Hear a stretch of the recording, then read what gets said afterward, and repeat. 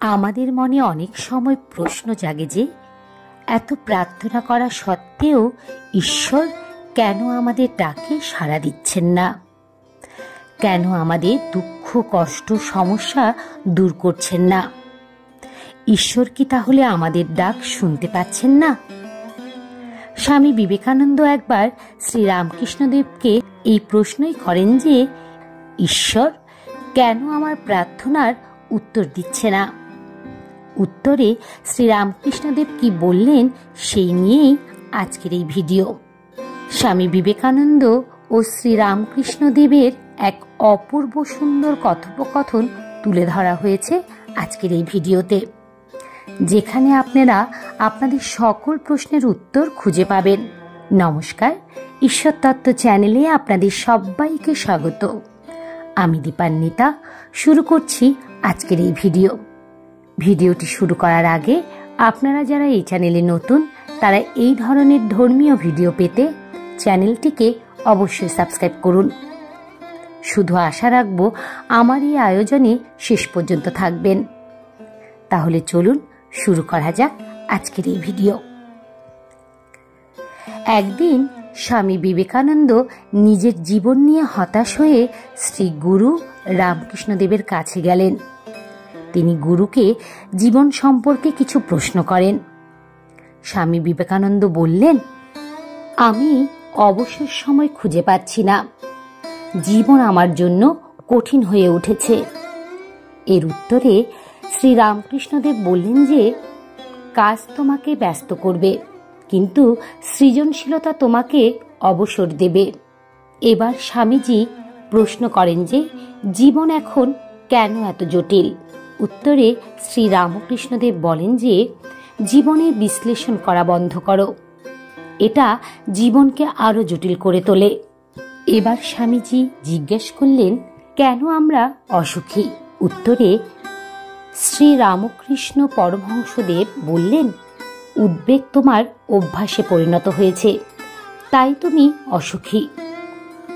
তারপর স্বামীজি আবার জানতে চাইলেন, কেন ভালো মানুষ সব সময় কষ্ট পায়?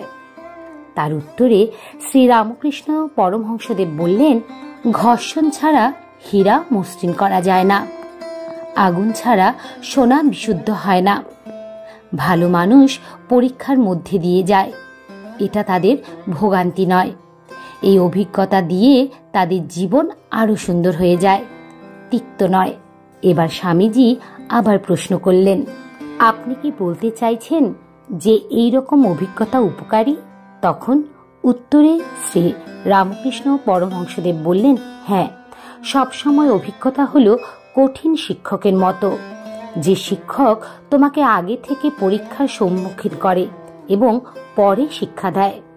তখন স্বামী বিবেকানন্দ বলেন যে অনেক সময় সমস্যার কারণে আমরা জানি না আমরা কোথায় যাচ্ছি। তার উত্তরে শ্রী রামকৃষ্ণ পরমহংসদেব বলেন, যদি তুমি বাইরে তাকাও তাহলে বুঝবে না কোথায় যাচ্ছ, যদি ভেতরটা দেখো তুমি বুঝতে পারবে তুমি কোথায় যাচ্ছ।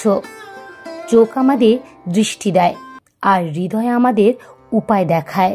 তখন স্বামী বিবেকানন্দ বললেন যে অসফলতা কি সফল পথে চলার চেয়েও বেশি কষ্টদায়ক?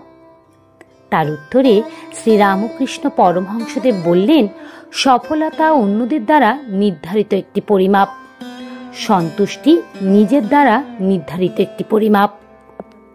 তখন স্বামীজি জিজ্ঞাসা করলেন, কঠিন সময়ে কিভাবে আপনি অনুপ্রাণিত থাকেন? উত্তরে রামকৃষ্ণ পরমহংসদেব বললেন, সর্বদা তুমি কতদূর যেতে পেরেছ তা দেখো, তুমি কতদূর যেতে পারোনি তা হিসাব করতে যেও না। সবসময় তোমাকে কারা ভালোবাসে তা দেখো, কে ভালোবাসে না তা হিসাব করতে যেও না। তারপর স্বামীজি প্রশ্ন করলেন যে মানুষ সম্পর্কে আপনার কি অবাক লাগে? তখন উত্তরে শ্রী রামকৃষ্ণ পরমহংসদেব বললেন, যখন তারা কষ্ট পায় তখন তারা অভিযোগ করে এই কষ্ট কেন আমাকে দেওয়া হলো, কিন্তু যখন তারা সফল হয় তখন তারা বলে না যে এই সফলতা কেন আমাকে দেওয়া হলো। তখন স্বামীজি আবার প্রশ্ন করলেন যে কিভাবে আমি জীবন থেকে সেরাটা পেতে পারি? উত্তরে রামকৃষ্ণদেব বললেন, তোমার অতীতকে অনুশোচনা ছাড়াই মেনে নাও। আস্থার সঙ্গে তোমার বর্তমান পরিচালনা করো। ভয় ছাড়াই ভবিষ্যতের জন্য প্রস্তুত হও। এবার স্বামী বিবেকানন্দ অত্যন্ত গুরুত্বপূর্ণ একটি প্রশ্ন করলেন। তিনি জিজ্ঞেস করলেন, এটি শেষ প্রশ্ন। কখনো কখনো আমি মনে করি আমার প্রার্থনার উত্তর কেন দেওয়া হয় না। উত্তরে শ্রীরামকৃষ্ণ পরমহংসদেব এক অপূর্ব উত্তর দিয়েছেন। তিনি বলেছেন, সব প্রার্থনার উত্তর দেওয়া হয়। বিশ্বাস রাখো এবং ভয় ছেড়ে দাও। জীবন কোনো সমস্যা নয় যে সমস্যার সমাধান করতে হবে। জীবন একটি রহস্য, যা সমাধান করতে হবে বিশ্বাস করো। যদি তুমি জানো কিভাবে বাঁচতে হয়, তবে জীবন বিস্ময়কর সুন্দর। পৃথিবী কত সুন্দর এটা তোমাকে যে কেউ বোঝাতে পারবে, কিন্তু এর মধ্যে খুব কম মানুষই তোমাকে বোঝাতে পারবে যে তুমি পৃথিবীতে কত সুন্দর। এই অপূর্ব কথোপকথন থেকে এটা বোঝা যাচ্ছে যে ঈশ্বর আমাদের সকল প্রার্থনাই শুনতে পাচ্ছেন এবং সেই প্রার্থনার উত্তর তিনি ঠিক সময় মতো দেবেন। আমাদের কর্তব্য তার উপর বিশ্বাস রেখে সকল কর্ম করে যাওয়া এবং কখনো হতাশ না হওয়া।